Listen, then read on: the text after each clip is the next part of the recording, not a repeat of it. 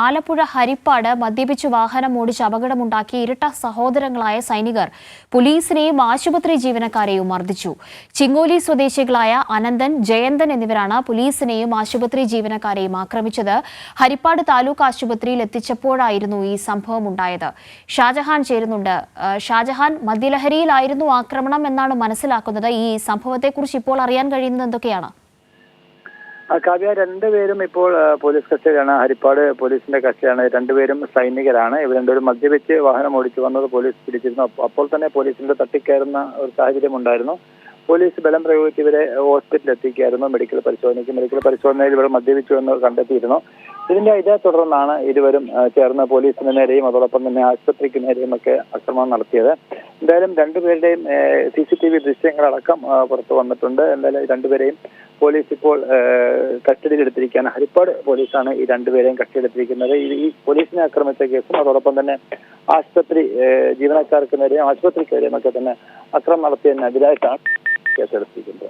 കാവ്യ, ഷാജഹാൻ, നമുക്കറിയാം ഈ നിലയ്ക്കുള്ള പ്രശ്നങ്ങൾ നേരത്തെ ഉണ്ടായിട്ടുള്ള ഘട്ടങ്ങളുണ്ട്. ഈ ആശുപത്രിയിലൊക്കെയും ഇത്തരത്തിൽ പ്രതികളുടെ ഭാഗത്തു നിന്ന് ആക്രമണം ഉണ്ടാകുന്ന സാഹചര്യത്തെയൊക്കെ വളരെ പണിപ്പെട്ട് നേരിടേണ്ടി വരുന്ന സന്ദർഭങ്ങളൊക്കെയും ഉണ്ടായിട്ടുണ്ട്. സമാനമായൊരു സാഹചര്യത്തിൽ കൂടെയാണ് ഇപ്പോൾ ഈ രാത്രി ഉണ്ടായ ഈ ഒരു അതുമായി ബന്ധപ്പെട്ട വിവരങ്ങൾ പുറത്തു വരുമ്പോൾ അത്തരത്തിലൊരു അന്തരീക്ഷം ആശുപത്രിയിൽ ഉണ്ടായി എന്ന് തന്നെയാണ് മനസ്സിലാക്കുന്നത്.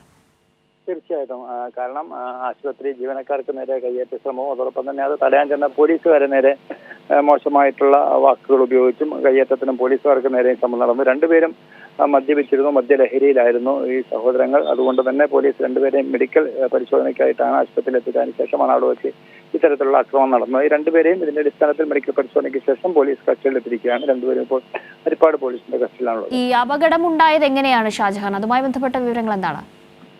വാഹനം ഓടിച്ച് ഇവര് അമിത വേഗതയിൽ ഓടിച്ചു പോകുന്ന ശ്രദ്ധയപ്പെടുകയും അതോടൊപ്പം തന്നെ അപകടം ഉണ്ടാക്കുന്ന തരത്തിൽ വാഹനം ഓടിച്ചു എന്ന് കണ്ടുകൊണ്ടാണ് പോലീസിന് പെരുമാറിയിരിക്കുകയും പോലീസ് സംഭവ സ്ഥലത്തെത്തുകയും ചെയ്തത്. സംഭവ സ്ഥലത്ത് പോലീസ് എത്തുമ്പോൾ തന്നെ ഇവർ പോലീസിനെ പിടികൊടുക്കാതെ വളരെയധികം അക്രമ സ്വഭാവത്തിലേക്ക് നീങ്ങുകയായിരുന്നു. കൂടുതൽ പോലീസ് എത്തിയാണ് ഇവരെ പിടികൂടുകയും അതിനുശേഷം മെഡിക്കൽ പരിശോധനയ്ക്ക് ഹാജരാക്കുകയും ചെയ്തത്. ഈ ആശുപത്രിക്ക് കേടുപാടുകൾ സംഭവിച്ചിട്ടുണ്ട്. ഇവരുടെ ആക്രമണത്തിൽ വാതിലടക്കം തകർന്ന ഒരു പശ്ചാത്തലമുണ്ട് എന്നൊക്കെയാണ് കേൾക്കുന്നത്.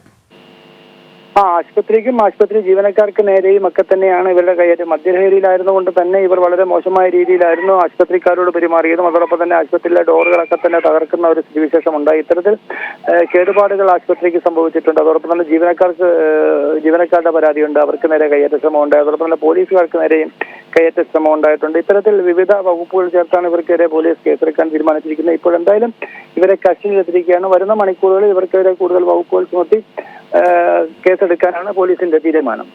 ശരി ഷാജഹാൻ, ആലപ്പുഴയിലാണ് ഈ സംഭവം ഉണ്ടായത്. ഇരട്ട സഹോദരങ്ങളായ സൈനികർ ചേർന്നാണ് ആക്രമണം നടത്തിയത്. ഈ ഒരു ആക്രമണത്തിൽ ആശുപത്രി അധികൃതർക്കും അവിടെ ആശുപത്രിയുടെ വാതിലടക്കം തകർത്തൊരു സാഹചര്യമുണ്ട്. പോലീസുകാരും വളരെ പണിപ്പെട്ടാണ് ഇവരെ ബലം പ്രയോഗിച്ചാണ് ആശുപത്രിയിൽ തന്നെ എത്തിച്ചത്. അതിനുശേഷമാണ് ഇവരുടെ ഭാഗത്തു നിന്ന് ഇങ്ങനെയുള്ള പരാക്രമങ്ങൾ ഉണ്ടായത്. ഇരുവരും ഇപ്പോൾ കസ്റ്റഡിയിലാണ്. കൂടുതൽ വകുപ്പുകൾ ചുമത്തി അറസ്റ്റ് അടക്കം രേഖപ്പെടുത്തുന്ന കാര്യത്തിലേക്ക് നീങ്ങുകയാണ് ഇപ്പോൾ പോലീസ്.